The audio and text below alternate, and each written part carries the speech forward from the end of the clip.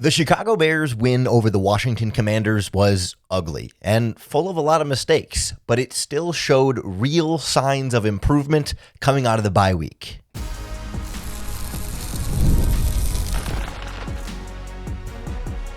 You are Locked On Bears, your daily Chicago Bears podcast. Part of the Locked On Podcast Network, your team every day. This is Locked On Bears, and I'm your host, Lauren Cox. I'm here to bring you your daily, in-depth Chicago Bears news and analysis. You can follow me on Twitter at CoxSports1, and you can follow the podcast at Locked On Bears on TikTok, Instagram, Facebook, Twitter, and the Locked On Bears YouTube channel, where you can keep up with all of our video podcasts as well. Thanks for making Locked On Bears your first listen today. We're part of the Locked On Podcast Network, your team every day. Today's episode is brought to you by FanDuel. Right now, new customers can bet just $5, and if your bet wins, you'll get $300 in bonus bets to use across the app. On the show today, we recap this Bears win over the Washington Commanders, looking at just how important it is that this team finds a way to win these games, even when they're so far from perfect, even when there are so many mistakes and things that go wrong and opportunities to lose it. They're finding ways to win and to do it in back-to-back games now on a 3-game winning streak overall says a lot about where this team is and what direction it is headed in, especially with some of the real improvements we saw coming out of the bye week, despite the mistakes and other things that went wrong in this game. So we'll talk about the things that got better, and we'll also take some time to look at some of the things that went wrong that they still found a way to overcome. Because big picture for me, the takeaway I get from this game is like they won 25-24, a 1-point victory on a last-second game-winning play, back-to-back games. Before the bye week, it was against the Raiders. After the bye week, it was the Commanders. And in some ways, you feel like, well, the team is in the same place, right? They won in almost identical ways in a lot. One was, I guess, a blocked field goal. One is a made field goal. But like generally similar feelings after the game of like, ooh, Bears were a little bit lucky to pull out that game with a victory, given some of the different areas that they didn't play perfectly or some of the mistakes they made. And yet, I think the fact that they put together the same relative performance against two very different caliber teams shows the improvement within it. That the Commanders are a much better team than the Las Vegas Raiders. And so for the Bears to play that well against the Commanders, even with the mistakes there, like to play is still so much better than what they were able to do against the Raiders. Like I think if you pick up the exact performance that they did against the Raiders and play that quality of football against the Commanders, you're losing this game by maybe double digits. And vice versa, if you pick up what the Bears did against the Commanders in this game and put it against a worse Raiders team, they probably win that game by double digits, and it's not nearly as close. But the fact that like they were just as close with a really good Commanders team as they were with a not very good Raiders team is real progress there, even when it isn't actual progress on the scoreboard, but it's literally the same score that comes down to a special teams play at the very end. Because this is a team that found a way to beat a playoff team from last year and a team that was top 10 in offense and defense this season.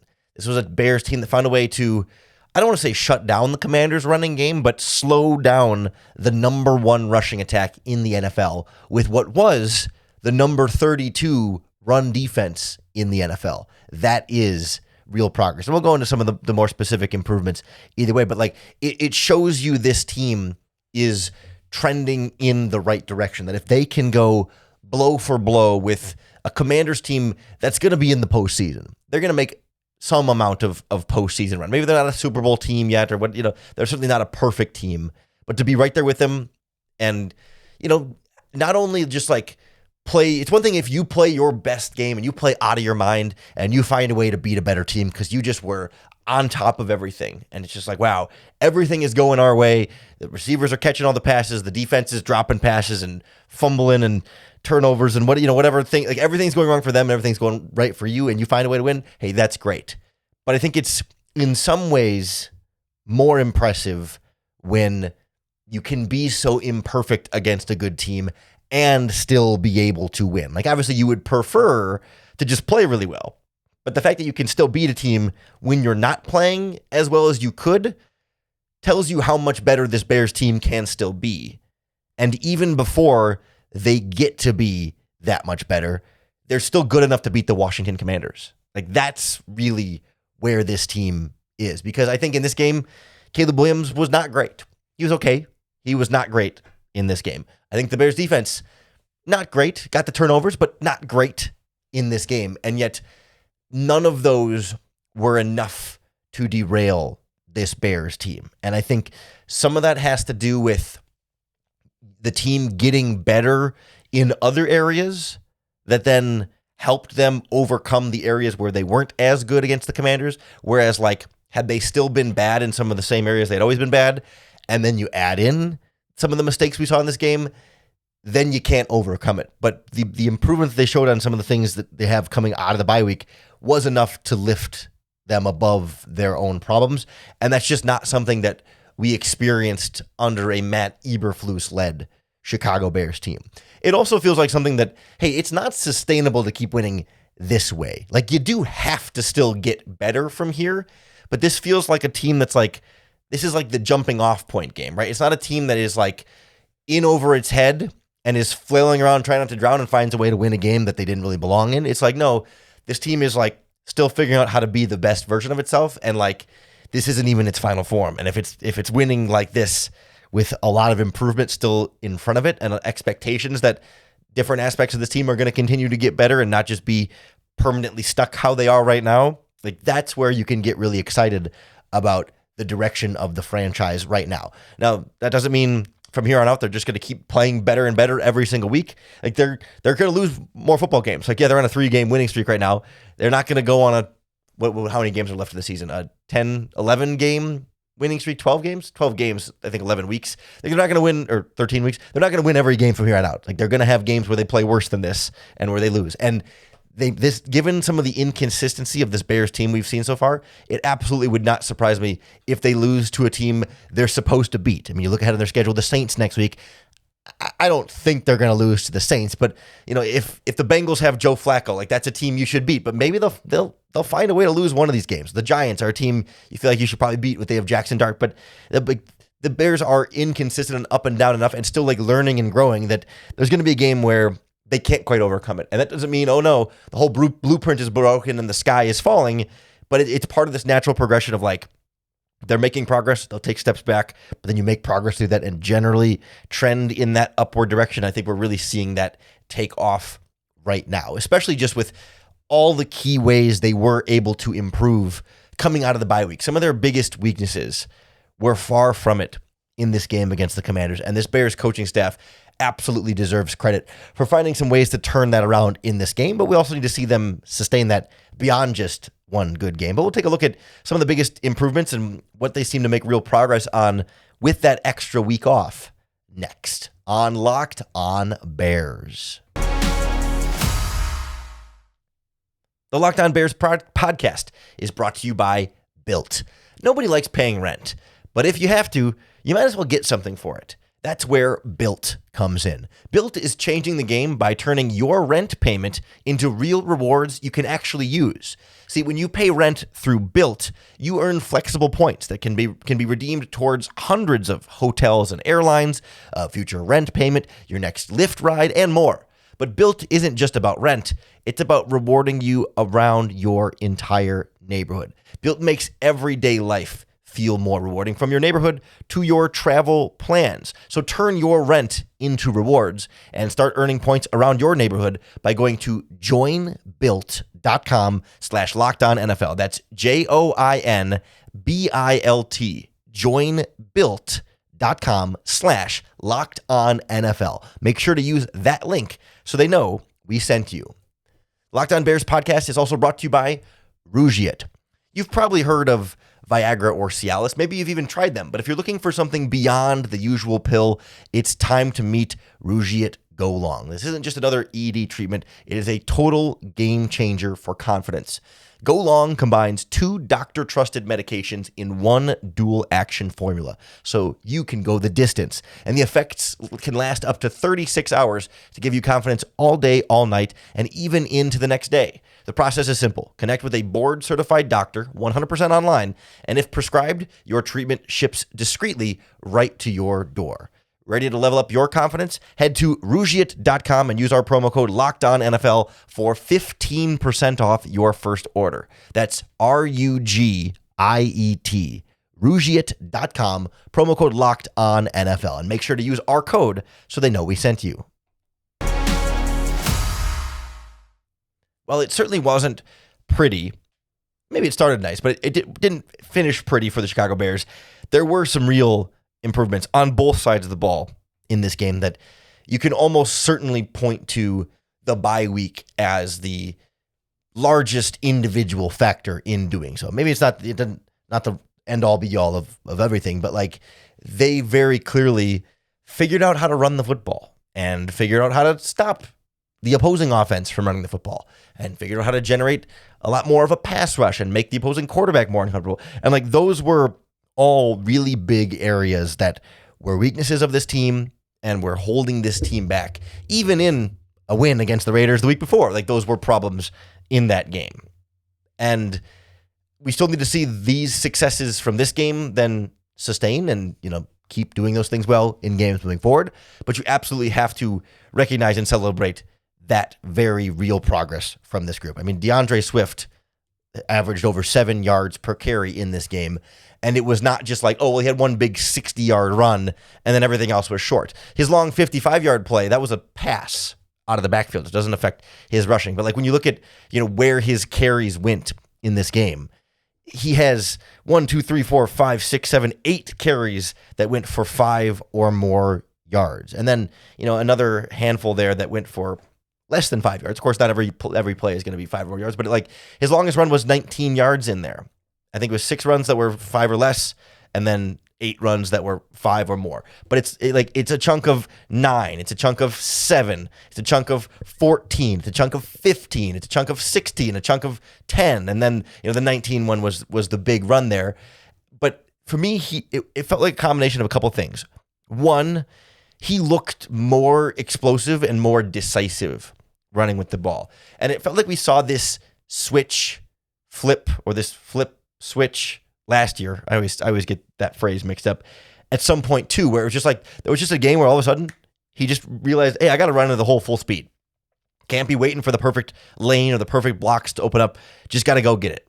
I think it was the Rams game last year when it started. We saw it bleed over into the Jaguars game. And then he had his best game last year against the Washington Commanders. It was his only game over 100 yards last year. And now it's his only game over 100 yards rushing so far this season. And so now we need to see it sustained. So I think it was partially Swift looks more explosive and more decisive. I think it was partially, this is a generally kind of slow Commanders defense.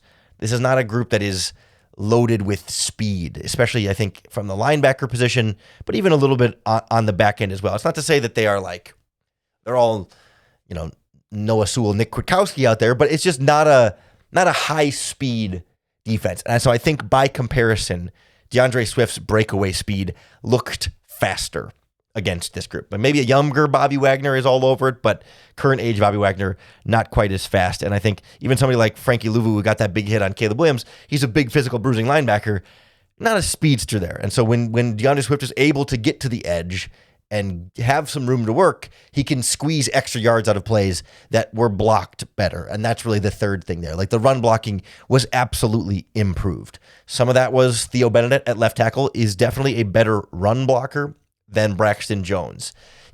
Pass protection, I think there's still some up and down along the way there, and I'm curious to go back through the All-22 and really compare them head-to-head. But I also felt like Jonah Jackson blocked better in the running game, getting Darnell Wright back, even not 100%. He had a better game blocking, and they just seemed to get a better flow going with especially some of those zone runs, where in the past, there'd be a miscommunication between Dahlman and Jackson, and someone would get inside and they wouldn't help enough on the double team. Like, they just didn't have good timing of hit the double team and then go to the second level, where they'd either be too slow to get to the second level or too fast to get to the second level and not secure the first level first, like the defensive line. And we talked about this a little bit in terms of the difference between DeAndre Swift and Kyle Monangai, but like Swift is that running back who, if it's a poorly blocked running play, he's not going to get you much.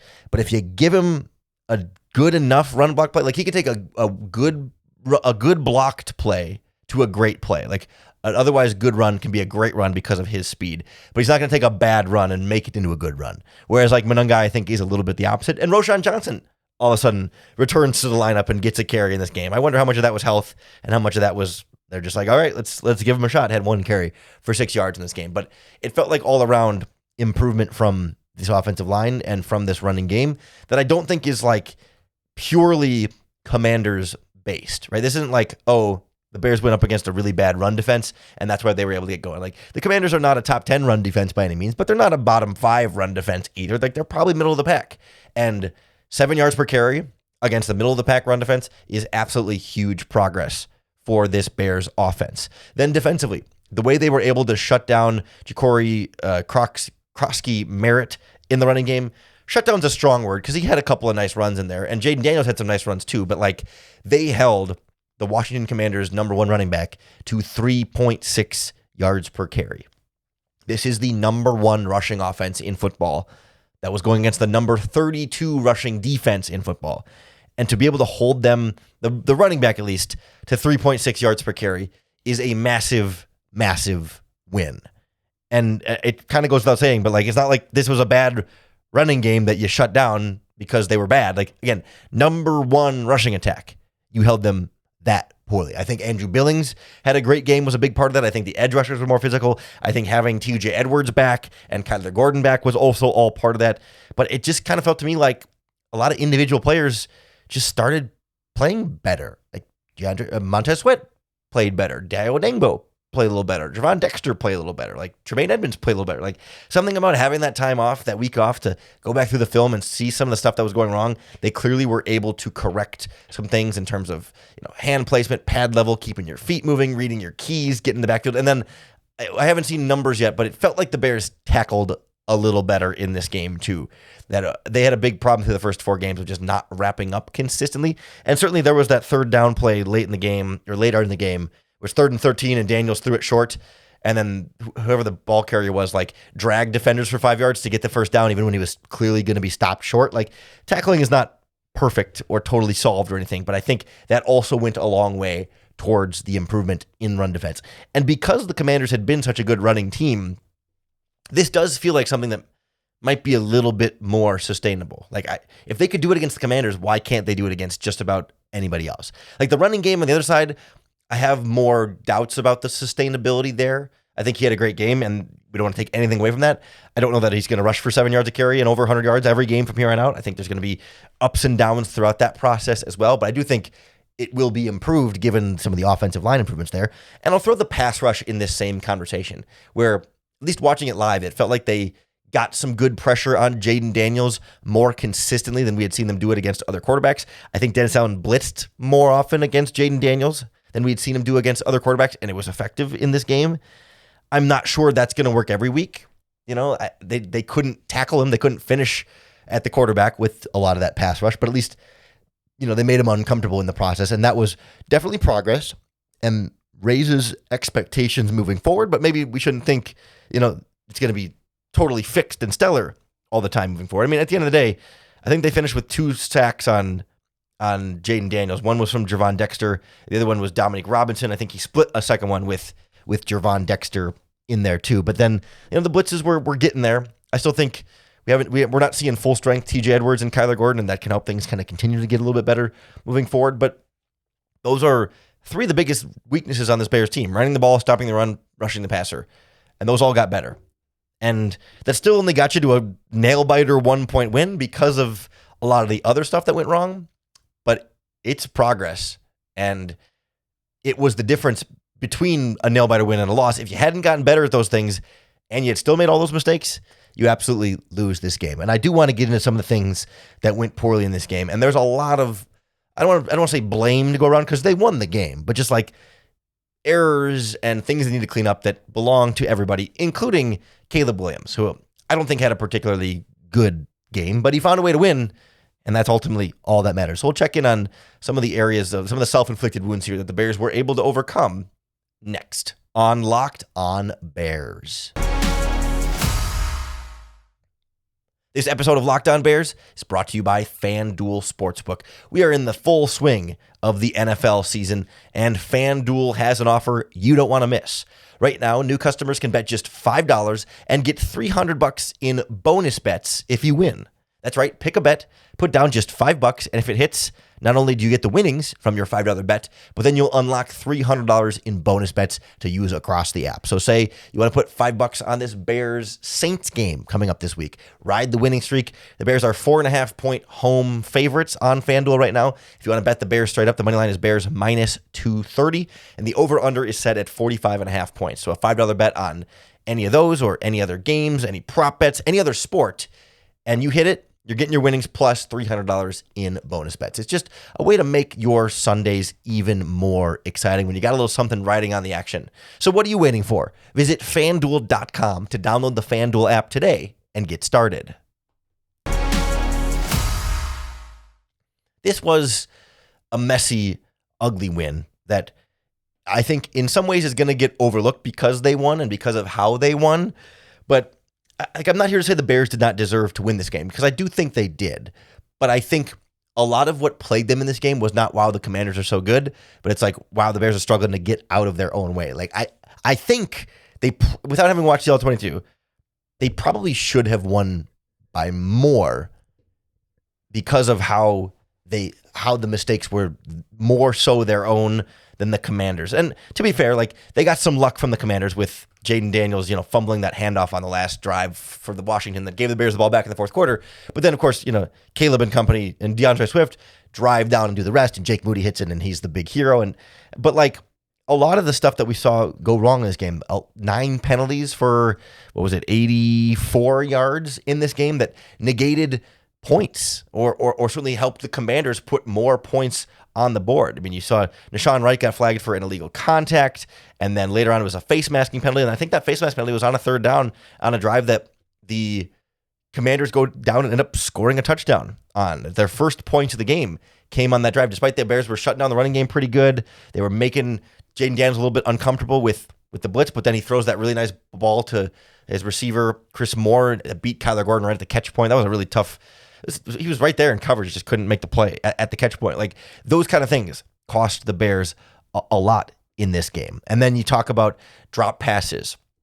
Olamide Zaccheaus had that shallow crossing route when the Bears were backed up kind of by their own end zone. And if he catches that ball, he's got a first down at a minimum and maybe potentially a touchdown because there's all sorts of space right in front of him and just can't hold on to the easy one. DeAndre Swift had the ball that ends up dropping to the turf and they challenge it. It was a 1-yard gain, it was all said and done. But like if he can bring that pass in, maybe he can gain a little more yards instead of having it go all the way to the ground as he's bringing it in. Like too often there were plays that the receivers didn't make well, and too often Caleb Williams missed throws.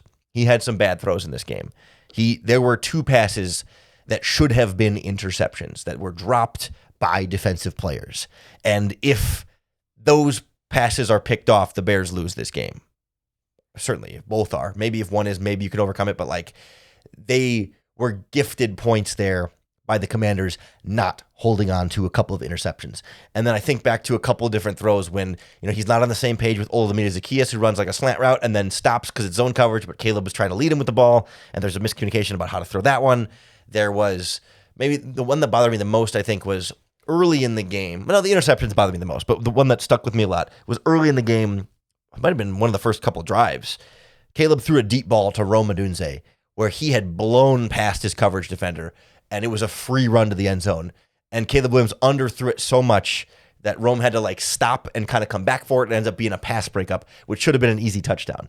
And then there was that play, second quarter maybe, when Caleb kind of rolled out of the pocket to the right and loaded up and just fired a deep bomb as hard as he could into the end zone for Rome Odunze, who was very clearly in double coverage the whole time. And it's just sort of like, why are we taking that shot there? It's like there's just enough of those decisions that were not great throws from Caleb Williams that he just missed too many times. And it didn't cost him this game. And he absolutely drove them down the field to win the game on the game-winning field goal drive. he did what matters the most. So that's why I can't say it was like a bad game from Caleb Williams because he won. He got them exactly what they needed to do. But I think the box score and the final results are deceptive from how he performed. The other thing that concerned me a little bit was like there were at least 2 sacks in this game where he's holding on to the ball too long and he needs to just get rid of it. And he's trying to extend and trying to make a play and trying to be a hero, and he takes a sack. And that was something that rookie season Caleb Williams did way too much. And through the first 4 games of the season, it felt like he had largely outgrown that, but it's kind of felt like he'd fallen back into some old ways in that regard that I'm not necessarily worried of like all of a sudden it's going to come back and be a problem over and over again, but you just got to make sure you're on top of that and clean things up. So a few different issues there. And then, the penalties. We talked about a little bit with Nishan Wright, but DJ Moore had an illegal formation. Theo Benedict wasn't lined up on the line of scrimmage on a touchdown pass to Rome Odunze that I think that drive ended up resulting in a field goal instead of a touchdown. But like, or the 4th and 1 play where he threw it behind, I think it was Zacchaeus, and it could have been almost intercepted on that play, and it's a turnover on downs.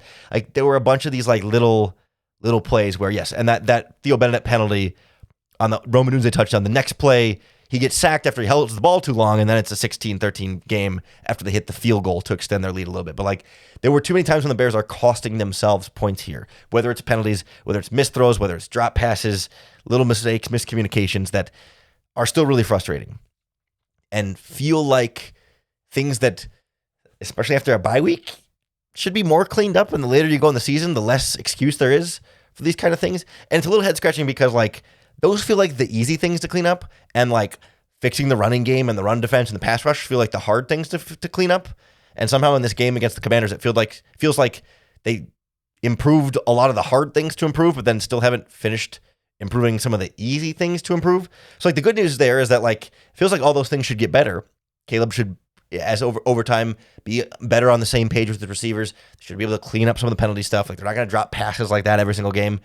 And if they clean up all those things while staying improved in the running game and the run defense and the pass rush, you've got yourself a good football team then, if they do all that. We just haven't seen the Bears do all of these things all at the same time in any game, and that's going to be the difference between this team being still kind of up and down, inconsistent, and then like actually a real contending football team down the line. But in the meantime, we can absolutely enjoy a 3-game winning streak and look ahead to a game against the Saints, and on paper, pencil in a 4-game winning streak. The Ravens look very beatable, but John Harbaugh says Lamar Jackson might be ready for that game, so we'll see. But then Bengals Giants are both definitely winnable games, so like we should be in some very good times following this Chicago Bears team this season. And you can be sure through all the ups and downs, we're going to be right here breaking it all down for you right here on the Locked On Bears podcast. So make sure you hit the subscribe button on YouTube or wherever you listen to podcasts, because that's going to be the best way to keep up with all of our daily, in-depth Chicago Bears news and analysis. Thanks for making Locked On Bears your first listen today. We're part of the Locked On Podcast Network, your team every day. If you're looking for a second listen today, you can get more Bears Commanders coverage over on the Locked On NFL podcast that comes out twice a day with Tyler Rowland in the morning and then Tony Wiggins in the afternoon, breaking down all the biggest stories in the NFL, including both of the Monday Night Football games coming out on this Tuesday morning podcast of theirs. So go make that your second listen today. Come back tomorrow and make Locked On Bears your first listen once again for another opportunity to bear down.